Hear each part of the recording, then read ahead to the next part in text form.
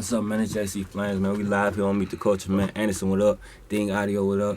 Man, everything. Oxford, what up? Tyler Digger, what up? Man, we out here about what's up.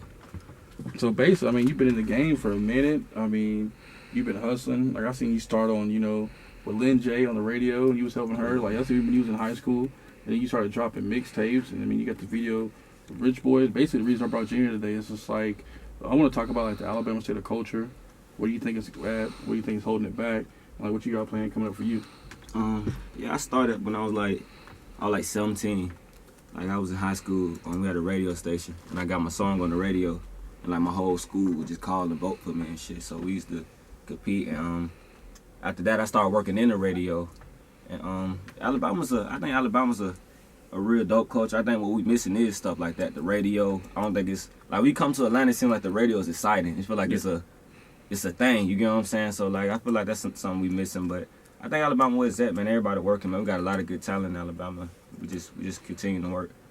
So like, as far as like for you, what do you feel like is Alabama has to offer, like the industry and the culture and the people that like other places don't have? What do you feel like is the one thing you want them to see and get from like the Alabama culture? I think Alabama is unique, man. I feel like it's one of a kind because it's not a. Well, I know where I'm from. There's no big buildings. I live in a city where there's no big buildings. Like it's no big buildings, man. Like I come over here and I get amazed. You get what I'm saying? Like our biggest building don't even no skyscrapers, man. So you pass the Six Flags, you can see the city. Yeah, in the you can't even. Yeah, like it's.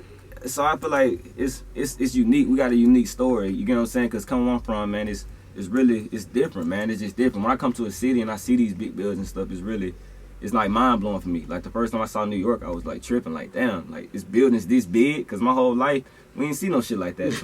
So I feel like that's why our story is unique, man. I feel like it's an extra grime to it, cause we really it's like it seems like it's no hope at sometimes. You get what I'm saying? A lot of people feel like there's no hope out there to do nothing else than, you get what I'm saying, do the normal 9 to 5. They don't see no other hope. So you go work at Honda, like in our city, like people want to go work at Honda, the depot and stuff like that, and they really feel like, like when we were coming up, like that was our parents, like that was when our parents made it, because they worked at the depot. You know what I'm saying? They worked at Honda, and like that's what they had. If you had them jobs, like you was good. If you didn't have them jobs, like you really wasn't making it. Like for real. There was no other hustles in life.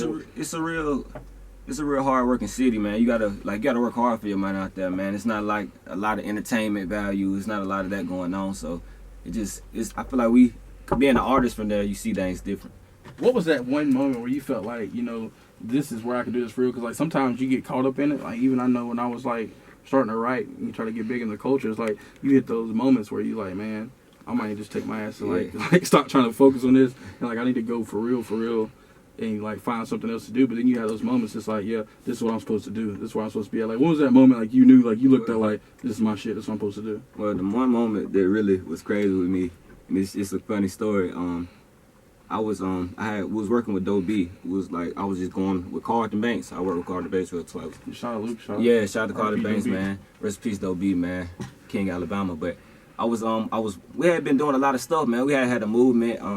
I was running with Doe B and Carlton, and we was sending a lot of stuff. He had just signed with Tip and stuff, and I had put out a video called The Nigga Song. We put it on World Star. I had spent like my last $750 to put it on World Star. Like my last $750. I was in college.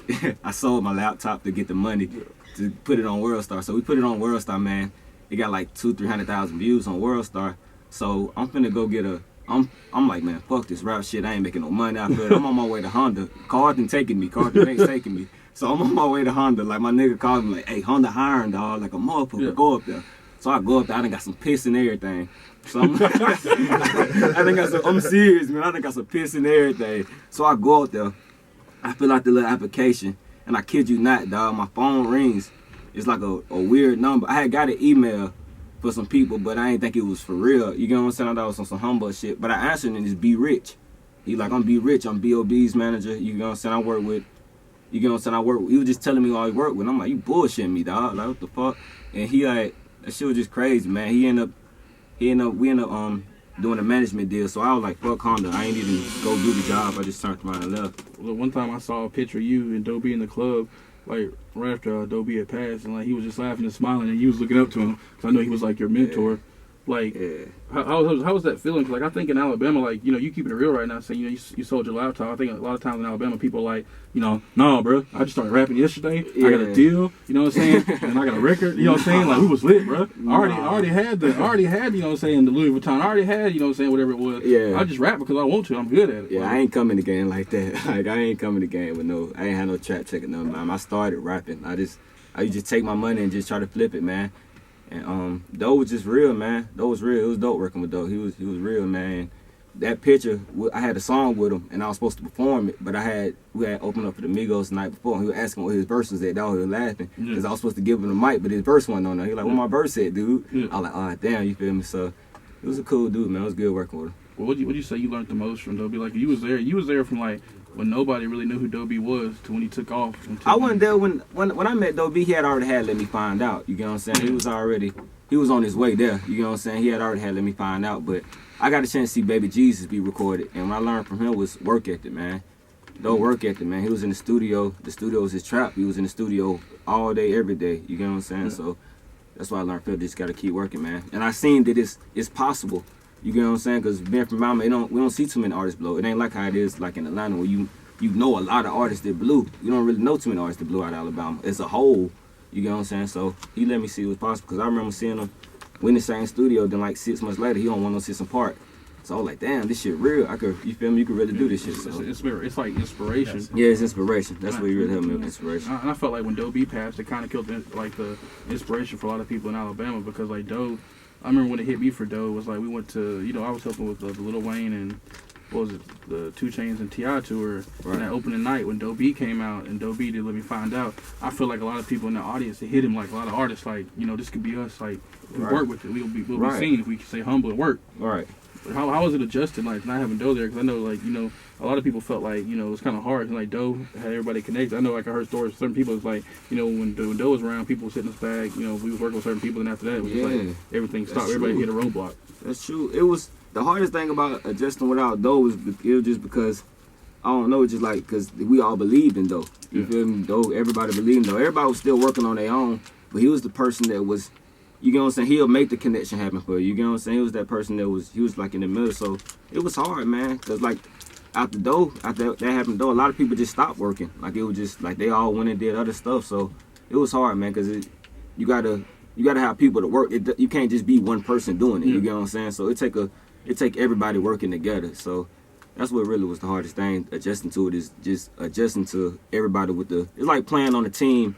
You get what I'm saying? And your star running back get hurt and he out for the whole season. You get what I'm saying? The team can lose hope. You get what I'm saying? So a lot of people lost hope. So like going forward, I know you said you had a project coming out. So like what can we expect from the project that's coming out? You got any special features on there? Like what's going to be the thing to draws people in that you want them to hear, or what's like the thing that sets you aside from everything else that's going to be on the same website with everybody else's project? All right. Well, I'm dropping 2 mixtapes soon. I'm dropping one called Major Pressure. $1 Fame, and I'm dropping a solo project called Heat Wave. And, I think the thing that's really gonna push it because I'm telling my story. You get what I'm saying? What can separate me? Only thing that can separate me from everybody else is me being me. You get what I'm saying? So I'm telling my story, man, and I feel like if you relate to what I'm talking about, you're gonna like it. So it's dope, man.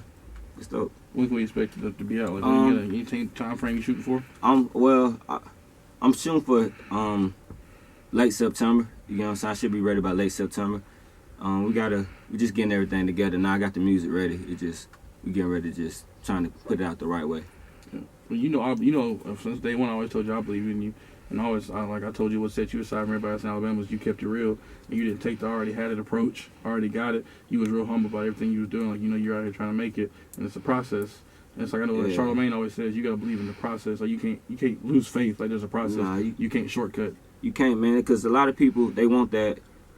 All they see is, you know, nowadays, everything runs through the internet. Like, if you get what I'm saying, if you can Instagram it, you could kind of make somebody believe you're doing it. You get what I'm saying? So, that kind of thing right there, man, it takes away from it because a lot of people are doing it for other reasons, so they lose hope. You get what I'm saying? So, because they don't really believe in it. They just You get what I'm saying? The second it goes down or go away that they don't like it, they don't want to do it anymore. So The one thing I got to say, closing it out, is man, stay focused. Like, do what you do. Cause I know like a lot of people, and like it's not just necessarily Alabama. It's like Georgia too. They get on what is it? The App Store. They download them Instagram like apps where you click it, it give you 100 likes, and then they out there buying SoundCloud plays, and they out there making accounts, retweet themselves. Like, just keep doing you. Don't do that stuff because, like I said, it's a process. It's a due process, and I think if anybody got the chance to follow the process and motivate others and see the outcome, it's gonna be you. I appreciate that, man. We just working, man. Shout out to everybody that's working in Alabama, man. Go ahead, get your shout outs on. Yeah, shout out to everybody. Shout out to the whole Alabama, man. Shout out to Rich Boy. Shout out to Rest in Peace, Doe B, man. Shout out to Huntsville. Shout out to 256, 334. Shout out to the whole Alabama, man. We out here, man. JC Flamez. Meet the culture, man. Shout out to my dog Fame in the building. Hooligan Squad. That goal was 3 coming soon.